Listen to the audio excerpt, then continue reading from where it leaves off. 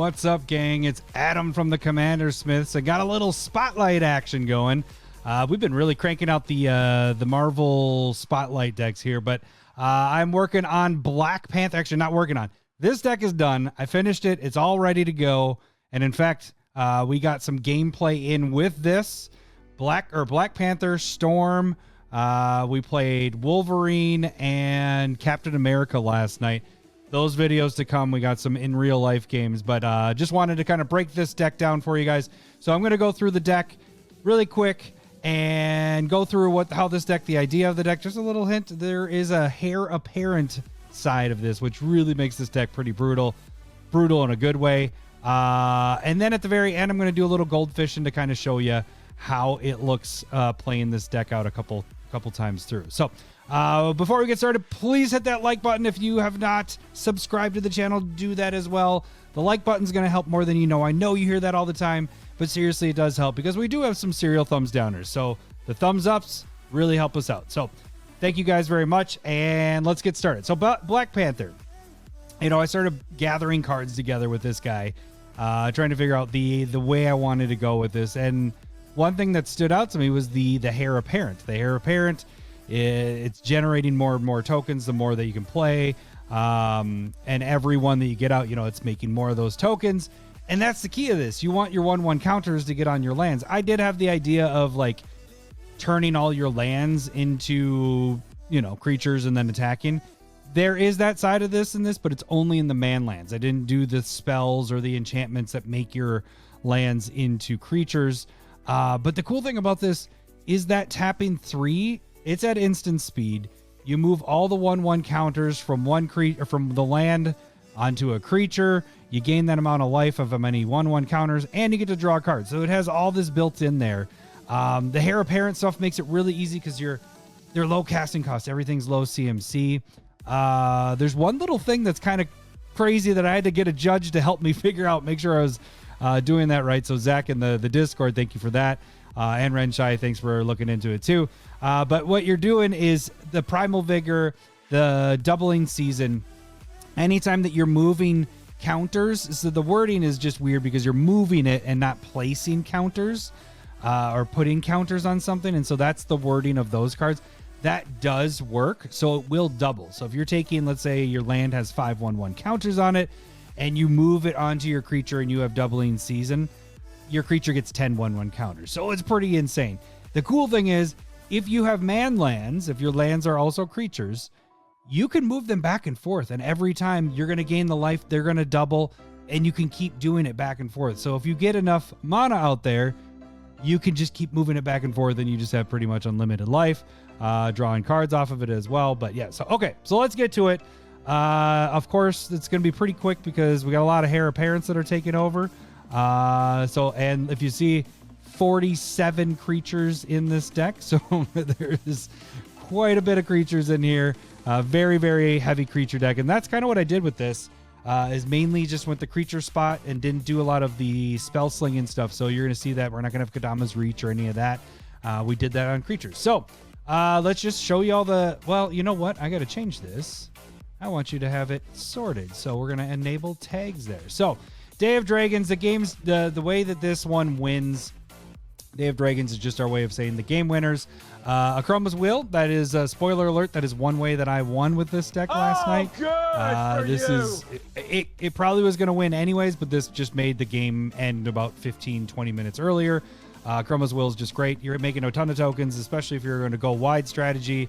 Great for that. It's also protection if you really need to, if you're in a pinch. Banner of Kinship, love this and this because you cast this once your creatures are out. This is the game winner. When you do Coat of Arms, that helps your opponents out as well. When you do Door of Destinies, you need to cast that early and get your creatures to give it counters. This, you hold on to this sucker. You play as many of your Hare Apparents out there, and then when you're ready to win the game, you drop this down because then the 1/1 counters, or this gets all the counters on it, and then your creatures are just big baddies swinging in. Cool thing is, if you still have doubling season out, or if you get doubling season out, it's going to double that and be crazy. Cathar's Crusade, of course, that's just great when you're playing a lot of creatures. Giggling Skitter Spike. I love this card. It's gone in 2 decks so far since this came out. With this especially, you can move all those counters onto it. It's indestructible. You can make it monstrous, do the 5, whatever. But really, all you can do is tap 3, move all the counters from whatever, and put it on that. Now, when you attack or block, really what I would do is wait till you're about to attack, or maybe right before your turn. You swing in, and when you attack, everybody's taking that much damage. So you put all those counters on this, and it's pretty much game over. Same goes for Walking Ballista. You throw all those 1/1 counters on it, and you can remove them and do 1 damage to any target. We almost lost when my cousin Mark was playing this. He got Walking Ballista out. He needed his Itlamok, Growing Rights of Itlamok to flip over at the end of turn. Luckily, I bounced this bad boy, spoiler alert again, on that deck, or the gameplay. But you won't see that for a couple months, so you'll forget about that when it happens. But if he was able to flip it, he was going to put, I think he had Doubling Season out, and he had Primal Vigor. This sucker was going to have 100+ counters on it, and we were just all dead. So these are some pretty good game winners. There's some other ones that are mixed in here, but these are just like your obvious ones in the deck.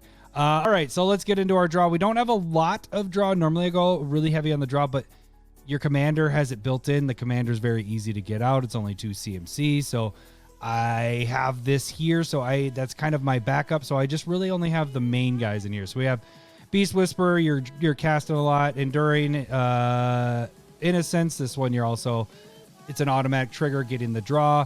Growing Rights, it's not really a draw, but you get 1 extra card when that comes in. Olran Frostfang, same with Toski, so you're attacking with a lot of creatures there. Great for that. And then Rumor Gatherer, you make 1 Hare Apparent, you make your second Hare Apparent.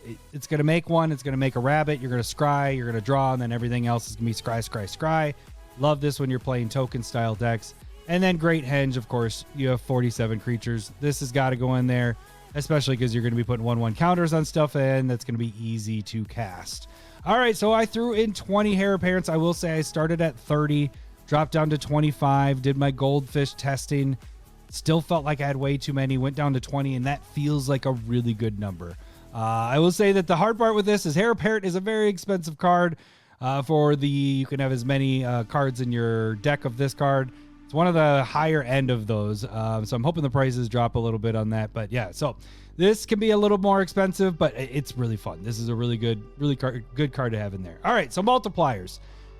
I tried to put it on mostly creatures, but we have to have some of the other big dogs in there. So like I mentioned, Primal Vigor, Doubling Season. We got Elish Norn. So when your stuff is triggering additional time. So you're putting more counters on your stuff. Mondrak, doing the same thing. We're adding, this one's tokens. Same with Hare Tark. Whatever, I can't. Do I have my button? Kid can't even read. Where's my kid can't even read? There it is. One. Kid can't even read. Again, with tokens there, this is multiplying, getting more and more tokens. Same with Panharmonicon, Roaming Throne. You pick bunnies when you do Roaming Throne and not your Black Panther. So that you're going to get, or rabbits, not bunnies. So you get more of that. Thrumming Stone is just going to be sick. You're going to go through your deck pretty much and just have this unlimited army. And then lastly, Vorinclex. Whenever you get tokens or counters, or it's counters, right? Whenever you get 1 or more counters, you put more, double that. So these are my doublers. You get 1 of these out and you get your bunnies, you're going crazy. So you don't need to have much.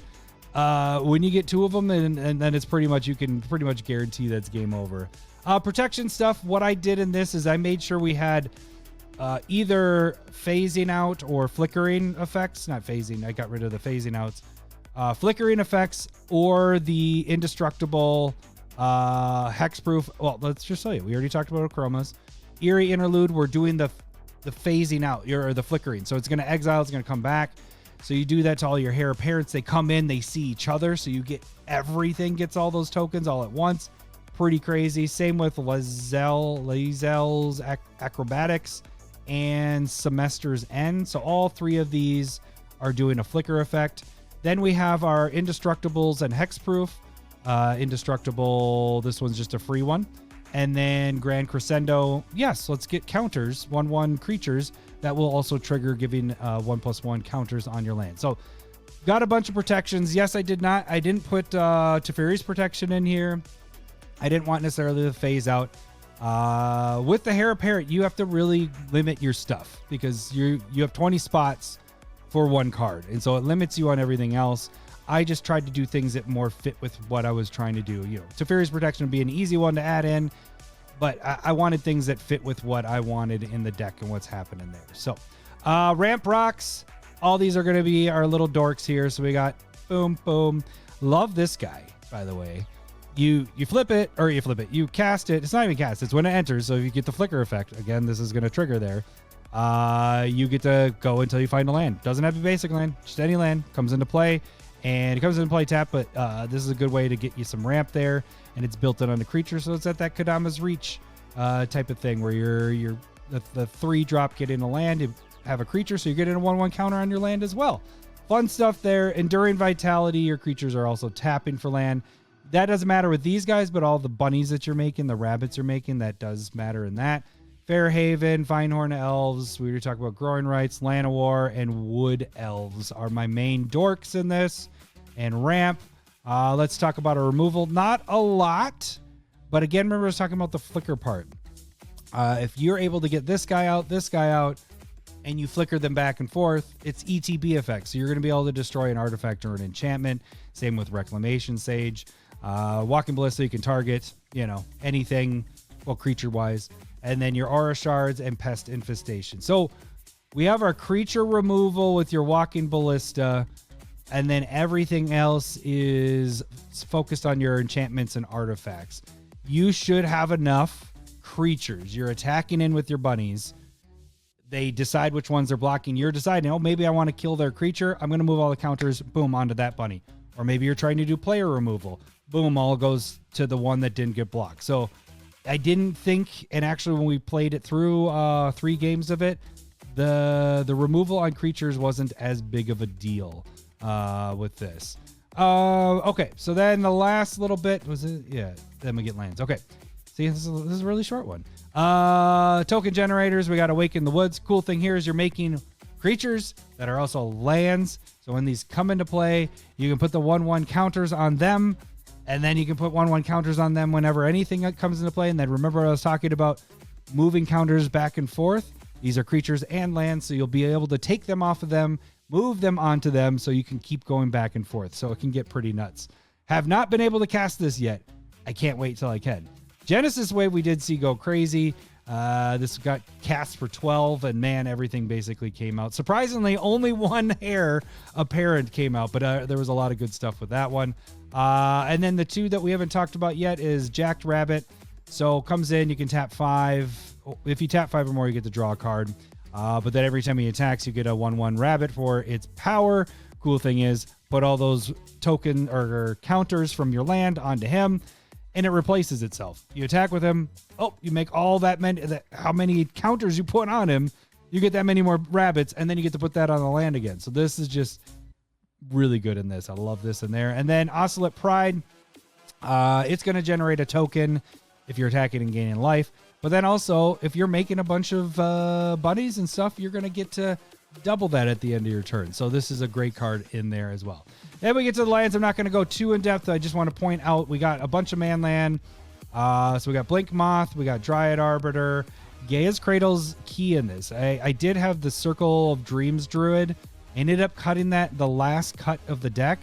You want to have as much mana open as you can because, like I was saying, if you're able to tap 3, move the counters onto 1, move it back. If you're able to keep doing that, you're going to be able to draw a lot of cards, gain a lot of life. So these are very important in the deck. So this, Growing Rights of Ilamog. If you don't have a Gaia's Cradle, Circle of Dreams Druid. Sorry, not Circle of Protection Druid.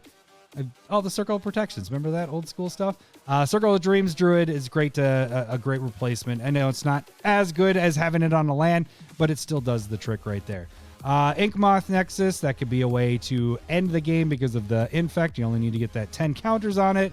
Then we got Mishra's Factory. Again, making them easy to turn into creatures is nice. The 1 to turn into a 2/2 when it has all those counters on it, it can be pretty crazy.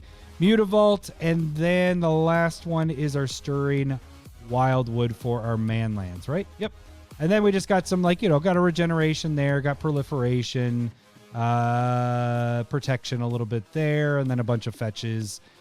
This deck list will be listed below. So if you wanted to check that out, you can check out all that. Okay, so that is the nuts and bolts of the deck. Let's actually get to some gameplay. Let's goldfish. Just want to make sure get it as big as possible so you can see here.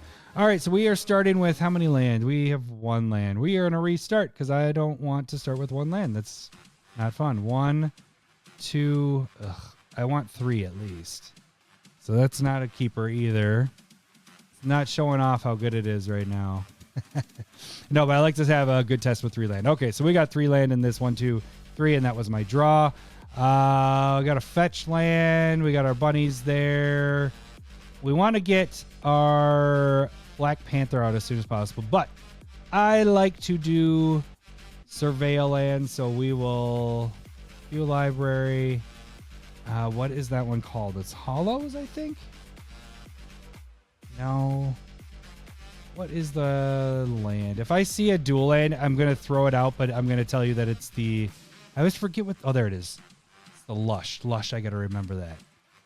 All right, so that one we're going to surveil. Oh, yeah, that's a game winner. We're going to keep that there. Next turn. Well, I guess I didn't plan that as correctly as I would have liked because this is not going to come into play. This is going to come and play tapped. But we need 2 colors there, and this is a colorless. So that's...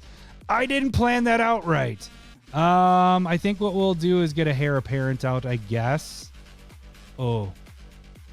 Let's get an ink moth out there, and we'll throw 1 Hare Apparent out there. All right. Boom, next one. Damn. Okay, so we're going to have to take a turn off and get that out. So that's going to be tapped. And, you know, I might just throw the ballista out there with a counter on it. There. Did something. I probably should have done... oh, finally. There's Beseju. Let's get Black Panther out. It's going to throw... We're going to be targeting this. We're going to add a counter there. We have 1. We still have to play 1. We are going to miss a white. You know what, though? We would want to try to get another hare out. So we would have done Black Panther like that. And then we would have done Menace and that. And thrown out a hare. And that would give us a token because it counts 1 there. So we're going to make a token copy. And that is going to trigger twice. So we're going to add a counter there. The cool thing is with these, like, and I was seeing it when I was playing against it, you can't stop the land. You know, you can't really target the lands at all. So, like, if it was on the 1/1 counters were on an enchantment, excuse me, if they were on an enchantment or an artifact or whatever, you can remove it. When it's here, it's really tough to deal with. Okay, so that's turn 4. Next turn, ooh, aura shards. And I'm not going to play it in this game, but, you know, it depends on your situation. If there looks like there's a lot of nasty stuff out there, you'll probably do aura shards. So I'd go 1, 2. Problem is we're missing some of that white land, which kind of sucks. We can regenerate or colorless. We probably will go this route. Let's get that out there. Add a counter. This has flying, so I can swing in if I wanted to for 4. But we need to get some more draw in there, so I wanted that out for now. Keeping this open. I could block. I can swing in. Whatever. We're just going to say go. Ooh, nice. We got protection there. All right, so now this is where it gets kind of crazy. So we're going to start with the first Hare Apparent. Let's go 1, 2. Actually, we need green. Let's do this one. Okay, so that's going to draw a trigger off of this. That is going to make 2 more of these. 1, 2. And we are going to get... Oh, we got the one that was there too. 3 counters on this. And we have now a land, so we can drop our land there. Do 1, 2. Oh, you know what? I'd want to save probably because we want to get the trigger from this next turn. So probably what I would do is swing in, although we also have 3 here. So if we wanted to, we could move counters around. If we wanted to put it on our walking ballista, maybe that's what we do. Move that there, gain 7 life, and draw a card. Let's do that. So now Walking Ballista has 8. And we remove all the counters. So Walking Ballista is 8. We gained 7 life. And we move to the next turn. All right, so we got that. Let's get our other Hare Apparent out. So we'll do that. Well, let's go look through our library really quick before I do that. Not Temple Garden. I want Savannah. That there. Okay, so we're going to go boop. Let's do green. And let's get our Hare Apparent out there. We will draw off of that. Ooh, Ink Moth. We already played a land, so that won't be able to come in. But we are going to get 1, 2, 3 counters. So set counters to 6. And then this would get set counters to 4. Set. You're sitting pretty right now. We have protection there. We can move counters. We can draw stuff. So this is where you want to sit. You have your Walking Ballista. If you could get a doubling season type of thing, that would be great. I would probably move everything again to Walking Ballista. Maybe even swing in with this. Let's see. We have 1, 2, 3. No, I'd probably. Oh, you have 4. Swing in with this. Keep a green open to be able to regenerate just in case they're going after that. Although we do have this. There's just so much you can do. We would draw off of that. Another protection spell. So we're sitting good there. This game, you're sitting in control. You have 3 protection things that you're going to keep your stuff there. Really what you'd probably be doing is Aura Shards would have been spilled in there somewhere to really lock down the board from people doing anything but creatures. And if they're attacking, you got blockers. Only thing you don't have is we have 1 flyer here, but you got so many creatures you're overrunning. So, all right, that's a good test there. Let's run another one just to kind of see how it goes here. 1 land. Let's do another restart. 1, 2, 3. We're good. Okay, so we take this one. We got our Savannah there. So I think what I would do here is throw my birds out. Is that going to really help me, though? Yes, it is going to help me this turn, I guess. I was trying to think if I want the 1/1 trigger, the counter trigger, but I think we're good. Okay, next turn. Boom. I think what we will do here is drop this. Lose 1. Oh, actually, no, that's fine. I'm going to do this first. View library. I want the Dryad Arbor. So that comes in. You're going to tap your 2 and you get your Panther out. And this is going to get a counter. So there you go. You already got this. Is one you don't even have to turn into a creature. It already is. So we got things started. Move to the next turn. Let's get Savannah out here. So we have 4 to mess with. We have 2 Hare Apparents. Oh, we got the giggling Skitter Spike here. All right. We need more land. So next turn we can get Catharas. So maybe what we would do here is get the giggling out because we can get more triggers when we can set up for hares coming out. So giggling's out. So when we attack or block, so next turn we'll be able to do some fun stuff. We'll go to next turn. Oh man, this is just a fire hand. We got so much going on. I think what I would do is we're on turn 4. I think I would set up. I think I'd put this out 1, 2, 3, 4, 5 and put Cathara's Crusade out because we want our next turn to go bananas. And maybe if we get another land mixed in there, we throw this first and then do the hare. So probably wouldn't be attacking. Probably in this situation you're not sitting very good. We didn't get a land. Okay, so we got to figure out how we want to do that. Do we do the hares or do we try to replenish as we go? We got our 1, 2, 3, 4, 5. I think personally I'd probably still set up. I think I'd go 1, 2, 3, 4 and get that. And that is going to put a counter over here, put a counter over here, put 2 counters here. So you're sitting nice there. More setup. Yeah, we're on turn 5. You don't look very threatening, which is fine. That's what you kind of want in a commander game. Don't look threatening until it's too late. Oh, we got another Aura Shards in there. All right, so now let's get started. We're going to go 1 white, 1 colorless, Hare Apparent. That is going to draw us a card. Ooh. We got a land, but it's a tap land, so that kind of stinks there. We will get a counter there, and a counter there because it is a creature, and a counter here.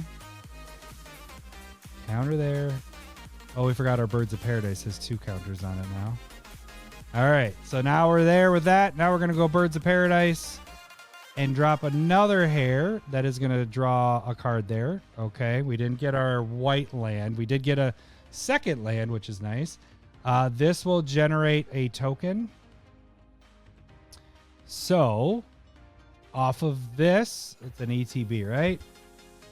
Create. Okay, so these two are going to see it that they're hitting at the same time. So they're each going to get a counter from it.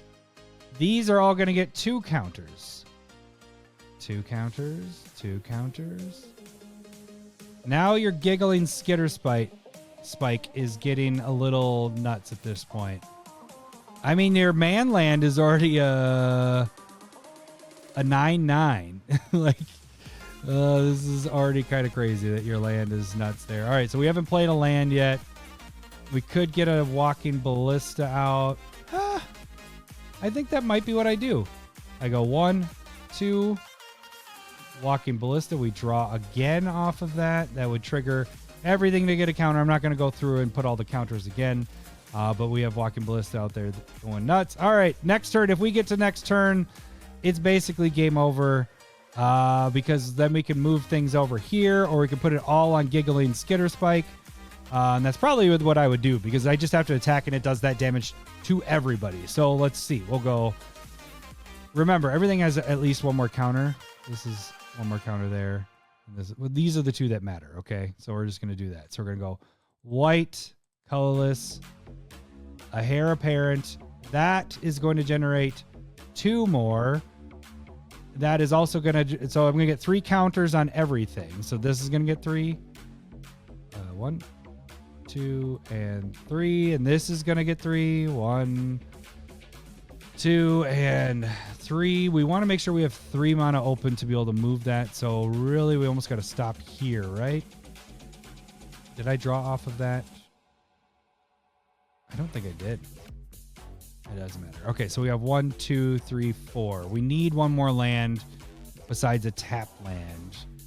Because we moved this over. So that's 20. So you're going to do 21 points of damage to everybody as soon as this attacks. And then you got all this other stuff going on. Yeah, this is just bananas. It's just so we'll go white, green. Let's just, for fun, say we cast it just to see where it all goes. Because that's going to generate 1, 2, 3, 4. You're going to put 5 counters on everything. So this gets up to 13. This gets up to 17. You draw a card off of it. Oh, we did get a land. We did get the land. So we got enough to do what we wanted to do. So we go 1, 2, 3.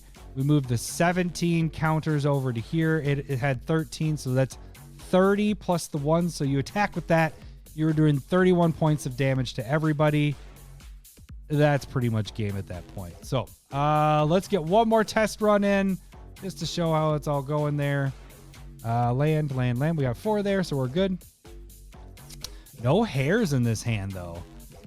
Ooh, this one's going to be tough. So we want to surveil as much as we can. Crap. What was that called? Lush. That's what I had to remember. Just think of drinking. What a lush. So that comes into play tapped. We are going to surveil. We have enough land, so we're going to dump that one. Next turn.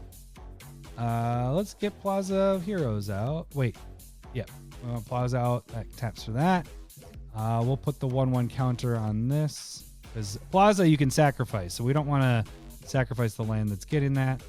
All right. And is that what I want to do? I don't have any more surveil lands because this is only 2 colors. So that isn't going to help me. But it will be nice not to draw. Get a less likely of a chance to draw into another land there. All right, so we lose a life there. I think what I would do is growing rights because we want to get a hare here. So we're going to look at 4 cards. 1. Oh, there we go. 2, 3. Oh, there's our hares. So that'll go into the hand. These go into the library, I believe. Yep. Bottom of the library. And that would be the turn there. It's not going to flip. So next turn. Now we're going to be able to cast 2 hares. We do have, look at all these multipliers. Ooh. Ooh. Well, we only have the 1 hare at this point. So that isn't going to help. So I think we get our roaming throne out. And this would be the thing that gets the counter. And we will call rabbits. That's what we want to use. And then we say go. We're not hitting our hares in this one. So this is going to be a grindy one. So this is going to be a really big setup. So let's do another. And this time we will just go for a plains because I already have the duel here. I got the duel there and I already have my, so the only thing I can get at this point is plains. Get that out of there. We're down a life. And I think at that point we would just get doubling season out just to kind of start getting things set up. Then next turn, all right, Dryad. So that's going to be something we're going to drop here and drop a counter on it.